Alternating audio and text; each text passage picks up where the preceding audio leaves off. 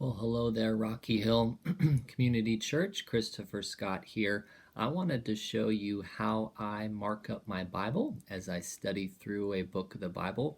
You're watching this video because you are probably part of our small group online during COVID-19. We've had 75, almost 80 people join our online Bible study on Facebook, studying the book of Philippians. So I wanted to give you a video about how I mark up a book of the Bible as I start to study and go through it. Maybe you can pick up some tips for your own study, some things you like to do, or just get some ideas. So I'm going to show you my Bible here. I'm reading the New Living Translation is what I like to use. And this was a new Bible that I just purchased last year. Then I got it at a local bookstore who put their name on it for me. And so this was a brand new Bible that I hadn't really marked much up in Philippians, so you'll get to see my fresh markings as I prepared for our study. And one of the things I've showed you is when you get ready to go through a verse-by-verse Bible study, you want to spend some time getting a feel for the entire book of the Bible. Philippians is a great book to do this on. It's only 4 chapters. You can read it in 15, 20 minutes. And you want to do that because you want to know what the author is saying, what's his big idea, and things like that, so that when you start to study verse by verse through the book, you have a big framework you're putting it in, and you're interpreting it correctly based on the author's original message. So on this Facebook group, I've given you a chart where you can write down the big idea of the book, a key verse. If you're kind of more logical like me, I give you some slots where you can put an outline in there. You can outline the book, some key themes, and personal applications. Okay, so let me flip the camera here and I'm going to show you how I marked up the book of Philippians. Okay, so I'm doing this in portrait mode so that you can see the book of the Bible. So again, this is the NLT version, Philippians. So I'm going to start by showing you the highlighters that I use. So I usually label each chapter number in green, just because it helps the chapter pop out to me when I'm flipping through the pages, and I can more quickly find the chapter I'm looking for. And then I highlight the paragraph headings in orange highlighter. That just helps me see and follow the author's thoughts. These paragraph headings, they're not original to the original Greek text. This is something translators put in there for us, but they're helpful for us. So they'll be different based on different translations or different Bibles you have. These purple highlighters are from a topical Bible study I did last fall that I highlighted a couple things. And then yellow highlights, that's from when I teach. And if I'm going to different parts of the Bible to teach verses, I will highlight them just so it pops out to me and I can find it faster. So that's the highlighters I use. I use purple for chapter numbers, orange for headings, paragraph headings. Purple is a topical Bible study. That's specific to a study I did. And then yellow is just for important verses I've used to teach in the past. And the highlighters I like to use are these Bible Highlighter, GTL. You can find these at local Christian bookstores or online on Amazon. These are great because they're gel. They're not ink. So they don't really bleed through a whole lot.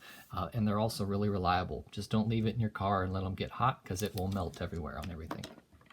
And then the pens that I like to use, there's 5 colors that I like to use, and they're these B2B Pilot pens. They're made from recycled water bottles.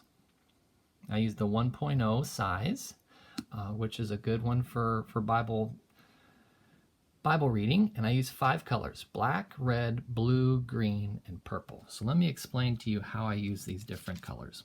Black is my go-to. I always have black in my hand as I'm reading, and I use black just as general observations, notes, or important verses I simply want to highlight is black. Then I use, what's the next we want to do? Blue. Blue I use to highlight character qualities and traits for people in the Bible. So this, I think of you, I give thanks. That's Paul. That's an attitude of gratitude that he has. I pray with you that your love will overflow. That's another thing about Paul. Then over here, Paul talks about Timothy and Epaphroditus. And in here, it's giving character qualities about Timothy and Epaphroditus. So I highlight those character qualities, or I underline them in blue, okay? And then green color I use for theology. So anything about the Trinity, angels, end times, salvation, sin, I underline in green.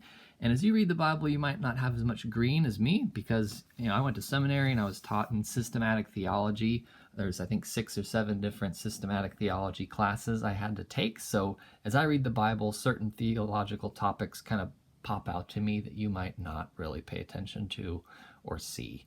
It doesn't mean you can't get as much out of the Bible as me. It doesn't mean anything like that. It's just there's certain things that I've been trained in that I see, and I use green to highlight. And then purple is, I use purple to circle keywords and phrases I see over and over in the book of Philippians. So for example, live and living is something I put a square around. You see that in almost every chapter. Another key word seemed to be the word one, right? I think one is up here too. So I did that in a circle. And then living, and what was another one? Oh, rejoice. Joy and rejoicing, I did that with a heart in purple pen. So that's just another way to highlight certain things you're seeing and going on in the text. And then red I use for applications and things to do, right? So live as a citizen of heaven. That's something we're supposed to do. Suffer for him is something Paul tells them. He says, don't be selfish. Rejoice in the Lord. That's in red also. Watch out for those dogs, right? So red is things Paul is telling us to do.